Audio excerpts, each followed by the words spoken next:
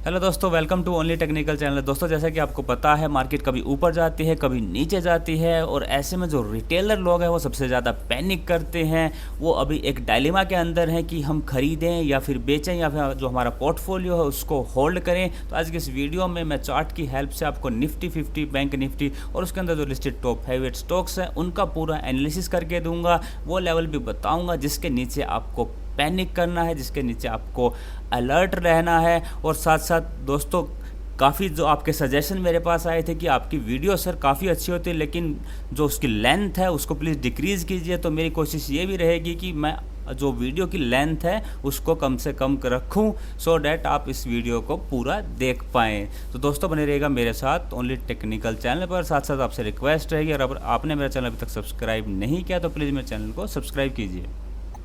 तो दोस्तों, शुरू करते हैं निफ्टी 50 के डेली चार्ट से। तो जैसा कि मैंने प्रीवियस वीडियो के अंदर बताया था कि एक तरीके से ये एक चैनल की फॉर्मेशन है। यहाँ पे इस तरीके से ये जो निफ्टी 50 इंडेक्स है प्रोपोगेट हो रही है। आप यहाँ देख सकते हैं जो है लोअर हाई और लोअर लो की फॉर्मेशन हुई थी और हम लोगों ने आपको पहले ही बताया था कि यहाँ से रिवर्ट होकर नीचे की तरफ चैनल के लोअर पार्ट को टेस्ट करने आ सकती है। और इसने जो लो बनाया लगभग 15,600 से 700 के आसपास का बनाया, जो बेसिकली प्रीवियस जो स्विंग लो था उसके आसपास था। यानी कि जो प्रीवियस स्विंग लो है इसने जो इसके लिए सपोर्ट का काम किया इंडेक्स के लिए और यहीं से ये ऊपर की तरफ गया है। तो फिलहाल हम लोग क्या कर सकते हैं, देखिए दोस्तों, अगर फ़िलहाल इसकी बात की जाए तो हो सकता है ये दोबारा से 16,300 से 400 के लेवल को टेस्ट करे, जो इसका इमीडिएट रेजिस्टेंस है। हालांकि अगर ये 16,400 को निकाल देता है या यूँ कहें कि 16,450 के ऊपर अगर ये क्लोज़ कर देता है तो आप बिल्कुल मान के चल सकते हैं कि 16,600, 700, 800 एंड इवन आपको 16,900 से 17,000 तक के लेवल अप्रोक्सीमेटली मिल सकते हैं। मानता हूँ कि 16,800 से 16,900 तक के यहाँ से लेवल फिजिबल है। अगर 16,450 को निकाल देता है, यही इसके लिए अभी इमीडिएट जो है स्ट्रॉन्ग रेजिस्टेंस हमें दिखाई दे रहा है डेली चार्ट के ऊपर।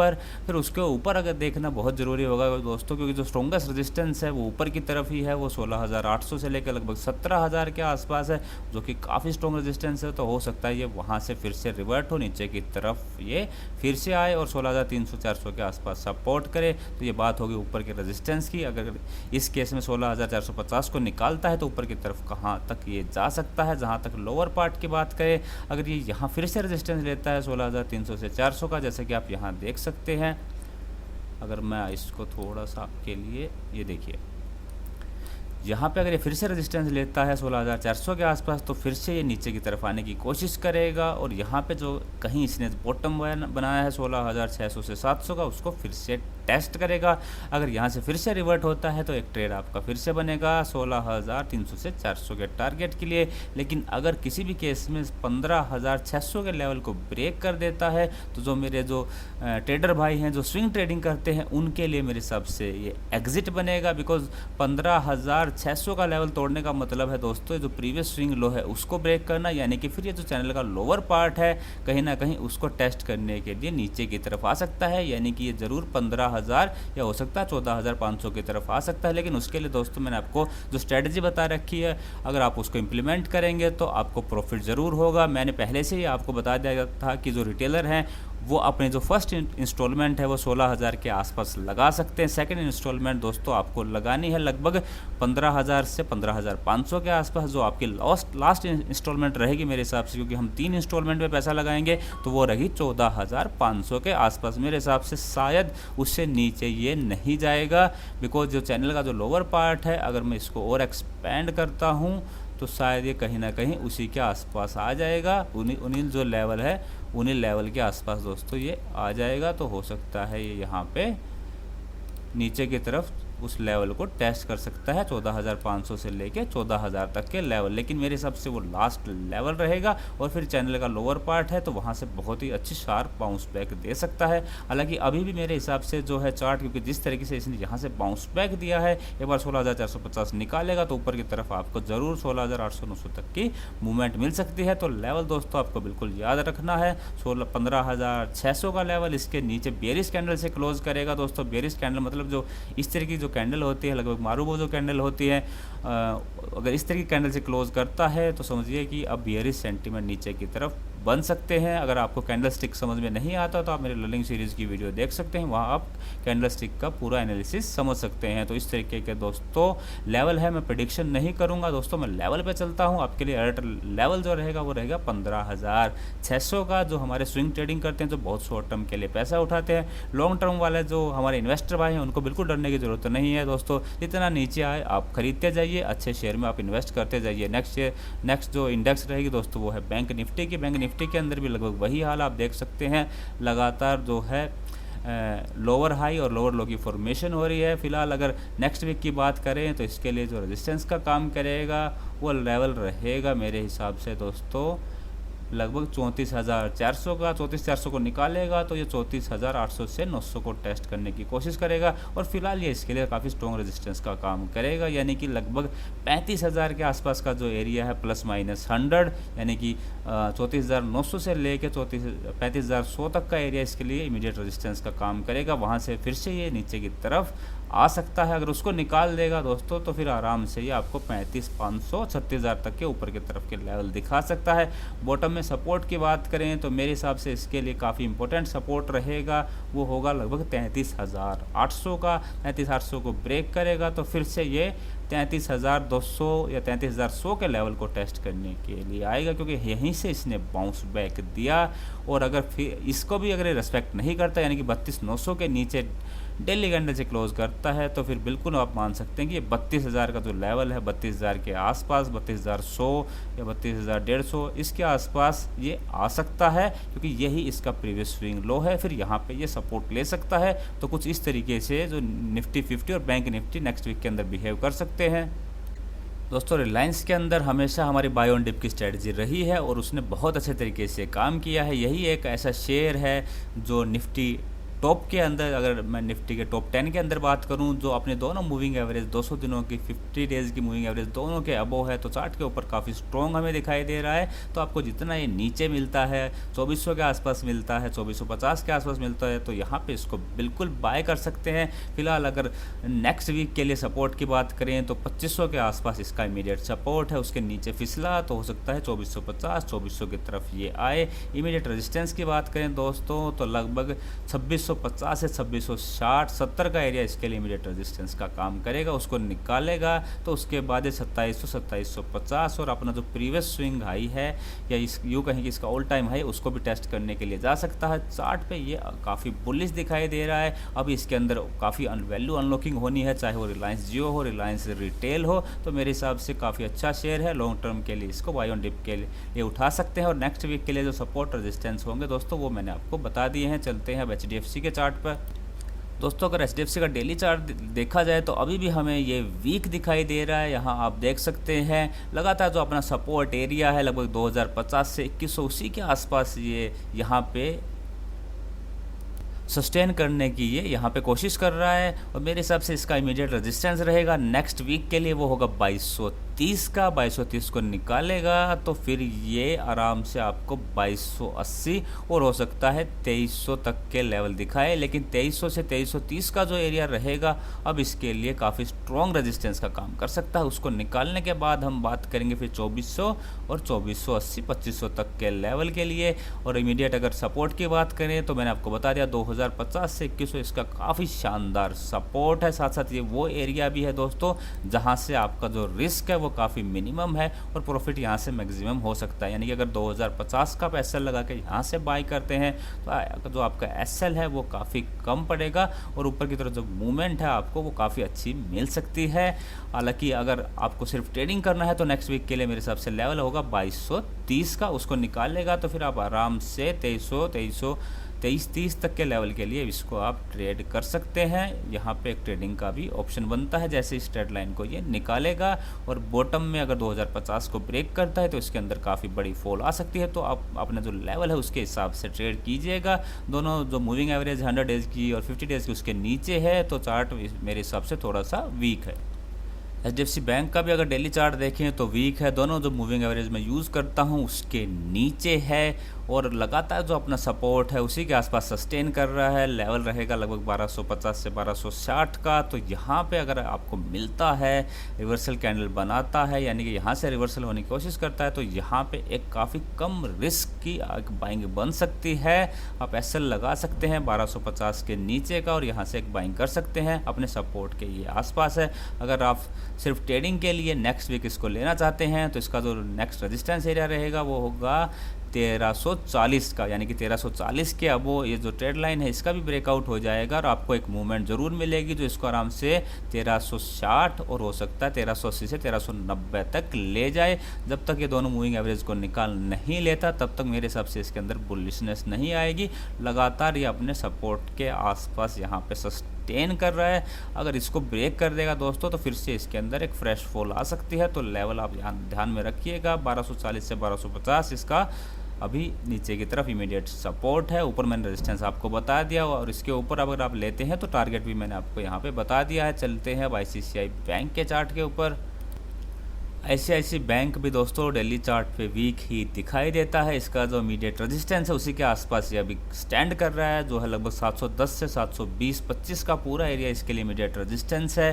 तो यहाँ से ऊपर की तरफ आपको अलर्ट रहना पड़ेगा। अगर आपने ट्रेडिंग के पर्पज़ से यहाँ पे कुछ लिया है तो 720-25 के आसपास यहाँ पे एक बार आप प्रॉफिट बुक कर सकते हैं। अगर यहाँ पे ये रिवर्सल कैंडल दिखाए तो इमीडिएट रेजिस्टेंस मैंने आपको बता दिया 715-20-25 के आसपास इसका इमीडिएट रेजिस्टेंस है। इमीडिएट सपोर्ट की बात करें तो 690 इसका इमीडिएट सपोर्ट है। उसके नीचे फिसला तो 690 670 को टेस्ट करेगा। 670 इसका प्रीवियस स्विंग लो है जो काफ़ी इंपॉर्टेंट हमारे लिए लेवल रहेगा। 670 को ब्रेक करने के बाद ये 650 और 640 तक आ सकता है ऊपर की तरफ। जब तक ये अपनी जो मूविंग एवरेजेस हैं उनको नहीं निकाल लेता मेरे हिसाब से 740-750 के ऊपर इसको ट्रेड करने दीजिए और फिर ये ऊपर की तरफ शायद ये 770-75 तक के लेवल दिखाएगा।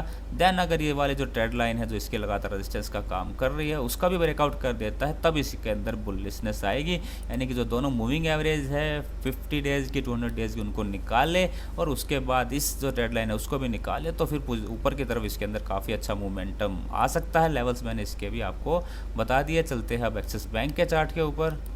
एक्सिस बैंक का भी अगर दोस्तों चार्ट देखा जाए तो कहीं ना कहीं वीक साइड पे ही है। हालांकि फ़िलहाल जो है इसने यहाँ से जो इसका काफ़ी इंपॉर्टेंट सपोर्ट एरिया है 620 से 630 का, वहाँ ये देखिए कितनी शानदार ये रिवर्सल कैंडल की फॉर्मेशन करी है। ये देखिए काफ़ी शानदार रिवर्सल कैंडल बनाई और उसके बाद इसने ऊपर की तरफ मूवमेंट दिया लगभग 670 से 675 तक का। और अभी जो इमीडिएट रेजिस्टेंस है दोस्तों मेरे हिसाब से इसका 680 के आसपास इसका इमीडिएट रेजिस्टेंस रहेगा। 680 के ऊपर आपको एक मूवमेंट ज़रूर देगा जो 700-710 तक इसको ऊपर की तरफ ले जा सकता है।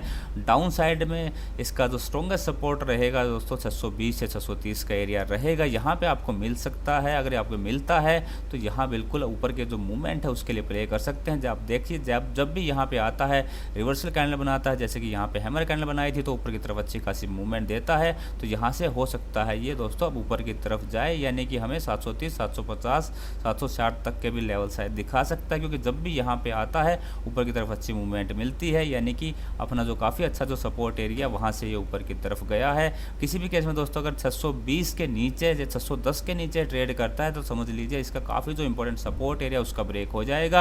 यानी कि ये हमारे लिए अलर्ट रहेगा। शॉर्ट टर्म के ट्रेडर इसके नीचे एग्जिट कर देंगे, क्यों हो सकता है फिर इसके अंदर फॉल थोड़ा सा बड़ा आ जाए। हालांकि फ़िलहाल जो है काफ़ी अच्छी जगह पे है ये और हो सकता है ऊपर की तरफ हमें मूवमेंट दे, तो आप जो है लेवल के हिसाब से ट्रेड कर सकते हैं। कोटक महिंद्रा का दोस्तों अगर डेली चार्ट देखा जाए तो यहाँ से इसने ब्रेकआउट देने की कोशिश करी थी, इस रेंज का ब्रेकआउट देने की कोशिश करी थी। लेकिन जैसा कि मैंने अपनी जो वीडियो बनाई थी कि कैसे हम जो है फॉल्स ब्रेकआउट या ब्रेकडाउन को आइडेंटिफाई करें, तो उसके हेल्प से आप इसको इजीली पहचान सकते हैं कि ये जो ब्रेकआउट था वो फॉल्स था। बिकॉज यहाँ पे जो कैंडल बनी वो रिवर्सल कैंडल बनी, एक तरीके से हमारी शूटिंग स्टार टाइप एक डोजी कैंडल बनी थी। तो इसी हिसाब से हम यहाँ पे हम बता सकते थे कि ये जो है ब्रेकआउट हुआ है वो सस्टेन नहीं करेगा और नीचे की तरफ ये आ सकता है। तो यहाँ से दोस्तों अभी अगर इमीडिएट रेजिस्टेंस की बात करें तो रेजिस्टेंस दोस्तों अभी भी हमारा वही रहेगा, लगभग 1840 से 1850, 1860, 70 का एरिया पूरा इसके रेजिस्टेंस का काम करेगा। अब की बार 1870 के ऊपर अबो अगर डेली कैंडल से क्लोज करता है तो फिर मानेंगे 1950 का इसका टारगेट श्योर शॉट दोस्तों, क्योंकि इसका चार्ट कुछ इस तरीके का है, रेंज का ब्रेकआउट होगा तो श्योर शॉट 1950 तक के टारगेट के लिए ऊपर की तरफ जा सकता है, या फिर हो सकता है ये यहीं से नीचे की तरफ फिसल जाए, रिवर्स हो जाए।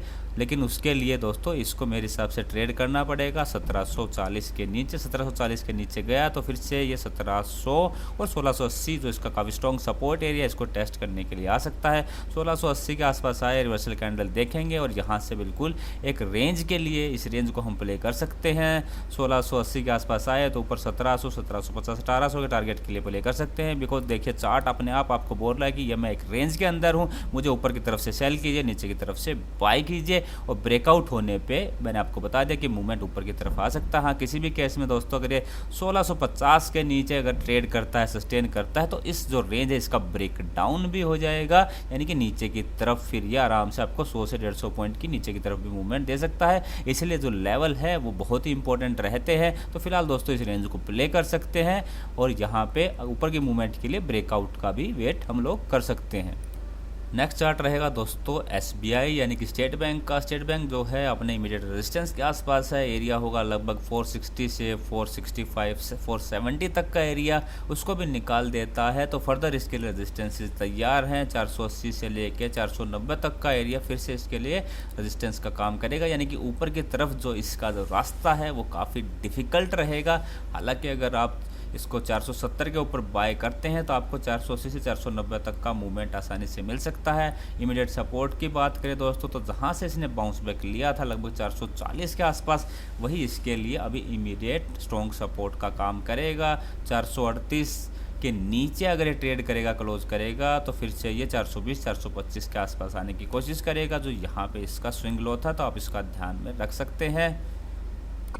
आज का हमारा नेक्स्ट शेयर रहेगा दोस्तों L&T का। अगर L&T की बात की जाए तो इसका इमीडिएट सपोर्ट एरिया है 1540 से 1560 का, उसके नीचे फिसला तो फिर से ये 1500 जो इसका स्ट्रॉन्गेस्ट सपोर्ट एरिया है 1480 से 1500 का, बिकॉज यहीं से इसने प्रीवियसली रिवर्स किया था तो वहाँ पे टेस्ट करने की ये कोशिश कर सकता है। तो 1480 1500 के आसपास मिले आपको तो यहाँ पे फिर से आप बाई कर सकते हैं। इमीडिएट सपोर्ट मैंने आपको बता दिया 1540 से 1550 1560 का एरिया, स्ट्रॉन्गेस्ट सपोर्ट रहेगा 1480 से 1500 का। जहाँ तक रेजिस्टेंस की बात है दोस्तों तो इमीडिएट रेजिस्टेंस रहेगा मेरे हिसाब से 1630 के आसपास, उसको निकालेगा तो आपको एक मूवमेंट 1650 तक की शायद मिल सकती है, या फिर हो सकता है इस रेजिस्टेंस को भी निकाले तो 1670 1680 तक ये जा सकता है। लेकिन अभी दोनों मूविंग एवरेज के नीचे है, ये जो ब्लैक कलर की ट्रेड लाइन है वो भी इसके रेजिस्टेंस का काम कर सकती है, तो इसके लिए काफ़ी क्रिटिकल लेवल रहेगा 1700 से 1740, उसको निकालेगा तो ये फिर से ऊपर की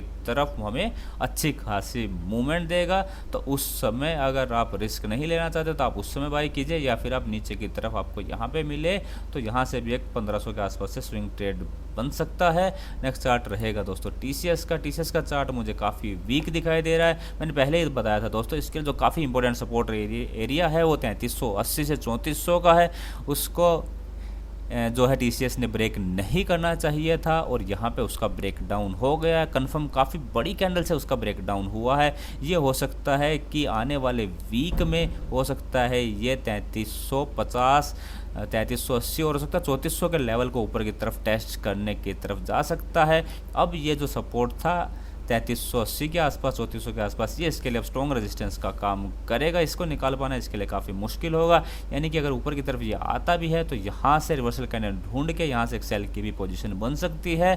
3400 से 3380 के आसपास से यहाँ एक सेल की पोजीशन बनेगी। इमीडिएट सपोर्ट दोस्तों जहाँ से इसने अभी बाउंस बैक लेने की कोशिश करी है 3200 के आसपास इसका इमीडिएट सपोर्ट है। हालांकि मेरे हिसाब से दोस्तों ये आपको लगभग 3200 के बाद 3100 और 3000 तक के लेवल आपको आराम से दिखाएगा। फिर 3000 2950 के आसपास हम देखेंगे ये किस तरीके से बिहेव करता है। 3000 इसके लिए नेक्स्ट इम्पोर्टेंट सपोर्ट रहेगा, तो आप इसके हिसाब से ट्रेड ले सकते हैं। नेक्स्ट चार्ट रहेगा इन्फी का। इन्फी ने भी दोस्तों काफ़ी इंपॉर्टेंट जो इसका सपोर्ट एरिया था 1650 के आसपास का, उसका ब्रेक डाउन किया था और उसके बाद लगातार डाउन ट्रेंड में है। फिर यहाँ से सपोर्ट लेने की कोशिश करी थी 1500 के आसपास, वहाँ पे भी ये सपोर्ट नहीं ले पाया। अभी जो इसका इमीडिएट सपोर्ट एरिया रहेगा वो रहेगा लगभग 1400 के आसपास। उसके नीचे फिसलता है तो फिर से इसके अंदर फ्रेश फॉल आएगी तो इसको 1350 1300 तक ले जा सकती है। हालांकि ये भी हो सकता है एक बार बाउंस बैक देने की कोशिश करे, 1480 के ऊपर अगर चला तो हो सकता है 1500 1530 की तरफ ये चला जाए। लेकिन इसने तो काफ़ी इंपॉर्टेंट लेवल जो ब्रेक किया है, जब तक इसको रीगेन नहीं कर लेता 1660 1670 के ऊपर, तब तक इसके अंदर अच्छी खासी जो बुलिशनेस नहीं आएगी। मेरे हिसाब से ये हो सकता है आपको नीचे की तरफ 1300 के आसपास भी मिल सकता है, तो वहाँ पे आप इसका वेट कर सकते हैं। और इसको बाई ऑन डिप की स्ट्रैटेजी से लंबे समय के लिए, जैसे TCS है वैसे इन्फोसिस भी काफ़ी अच्छा शेयर है, तो बाई ऑन डिप की स्ट्रैटेजी से इसको बाई कर सकते हैं। हालांकि आपका शॉर्ट टर्म का व्यू है तो चार्ट दोस्तों अभी भी वीक है, अभी शायद मेरे हिसाब से इसने बॉटम नहीं बनाया। हाँ, हो सकता है एक बाउंस बैक ज़रूर मिले ऊपर की तरफ, लेकिन अभी भी शायद ये और नीचे की तरफ आ सकता है। ऐसे ही TCS भी रहेगा, ये भी शायद नीचे की तरफ आ सकता है। नेक्स्ट शेयर रहेगा हिंदुस्तान यूनिलीवर का। दोस्तों जब मार्केट गिरती है तो जो FMCG सेक्टर के शेयर होते हैं, फार्मा सेक्टर के शेयर होते हैं, उनको सेफ माना जाता है। इसलिए देखिए इनके अंदर जो है मूवमेंट, चाहे वो ITC हो या फिर हिंदुस्तान यूनिलीवर हो, दोनों के अंदर मूवमेंट अच्छी खासी देखी जा रही है। फिलहाल ये अपने इमीडिएट रेजिस्टेंस के आसपास है, 200 दिनों की मूविंग एवरेज भी है। लेवल रहेगा लगभग 2330 से ऑलमोस्ट 2360 का। इसके ऊपर सस्टेन करा तो फिर हाँ ये 2400 2450 तक जाएगा, तो यहाँ पे आपको अलर्ट रहना है। हो सकता है ये अपने जो 200 दिनों की मूविंग एवरेज है यहाँ से ये घूम जाए, फिर नीचे की तरफ आए और 2200 2300 2250 के लेवल को टेस्ट करे। और इसके लिए मेरे हिसाब से अगर यहाँ से ये घूमता है तो इमीडिएट सपोर्ट रहेगा 2240 से 2250 के आसपास। वहाँ पे भी रिस्पेक्ट नहीं देता तो फिर 2200 के अराउंड, और उसके नीचे इसके लिए स्ट्रॉन्ग सपोर्ट का काम करेगा 2100, यानी कि 2090 से 2100 का एरिया, वो इसके लिए काफ़ी इंपॉर्टेंट स्ट्रॉन्ग सपोर्ट का काम करेगा। वहाँ पे ये मिलता है तो इसको एक पुल बैक के लिए बिल्कुल ज़रूर बाई कर सकते हैं। नेक्स्ट चार्ट रहेगा ITC का।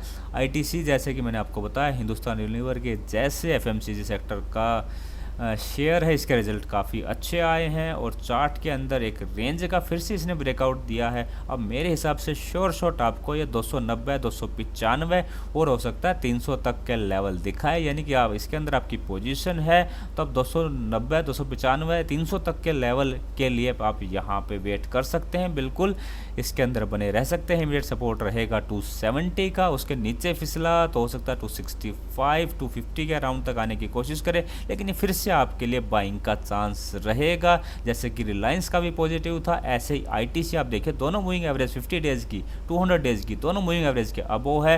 रेंज का ब्रेकआउट है तो बिल्कुल 290 95 तक का आपको टारगेट इसके अंदर मिलने वाला। फिर वहाँ पे रेजिस्टेंस ये फेस करेगा, वहाँ देखते हैं किस तरीके से बिहेव करता है। आज का लास्ट शेयर रहेगा एशियन पेंट का।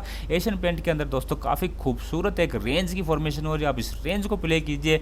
जब भी ये 2950 3000 के आसपास आए यहाँ से बाई कीजिए, टारगेट रखिएगा अपना लगभग 3000 3100 3200 और 3230 के अराउंड तक का। फिर वहाँ पे आप रिवर्सल कैंडल ढूंढ के सेल करेंगे, फिर नीचे की तरफ 3000 तक का जो लेवल है वहाँ तक के लिए इसको फिर से प्ले कर सकते हैं। हालांकि जिस भी साइड में रेंज को ब्रेक करेगा हमें 150 से 200 पॉइंट की मूवमेंट अच्छी खासी ये दे सकता है, तो आप हर तरीके से इसके अंदर ट्रेड बना सकते हैं। रेंज का ब्रेकआउट ब्रेकडाउन हर केस में इसके अंदर आप जो है ट्रेड बन सकता है। यार जो रेंज का जो लोअर पार्ट का सपोर्ट रहेगा मेरे हिसाब से 2950 के नीचे फिसला तो फिर दोस्तों ये आराम से 2900 2850 और हो सकता है नीचे की तरफ यहाँ तक के आपको 2700 2650 तक के लेवल दिखाए। इमीडिएट रेजिस्टेंस की बात करें तो 3140 के आसपास इमीडिएट रेजिस्टेंस है, उसको निकाला तो हो सकता है 3200 3250 तक के लेवल आपको दिखाए, लेकिन फिर ये रेंज का अपर पार्ट होगा। फिर यहाँ पे आपको रिवर्सल कैंडल ढूंढनी है, रिवर्सल कैंडल मिलती है तो सेल करेंगे, नहीं मिलती है ब्रेकआउट हो जाता है तो फिर हम वेट करेंगे। मेरे हिसाब से ब्रेकआउट का लेवल रहेगा 3280 से 3300 का, उसके ऊपर सस्टेन करना पड़ेगा। अगर उसके ऊपर सस्टेन करता है तो फिर ये आराम से आपको 3400 3500 तक के भी लेवल दिखा सकता है, यानी कि इस रेंज को भी प्ले करेंगे, ब्रेकआउट और ब्रेकडाउन को भी हम प्ले कर सकते हैं। तो दोस्तों ये थी मेरी निफ्टी 50 बैंक निफ्टी और उसके अंदर जो लिस्टेड टॉप हैवीवेट स्टॉक्स हैं उसकी एक एनालिसिस वाली वीडियो। अगर वीडियो आपको पसंद आए दोस्तों प्लीज़ लाइक कीजिएगा, औरों के साथ शेयर कीजिएगा। वीडियो देखने के लिए आप सभी का बहुत बहुत धन्यवाद। जय हिंद।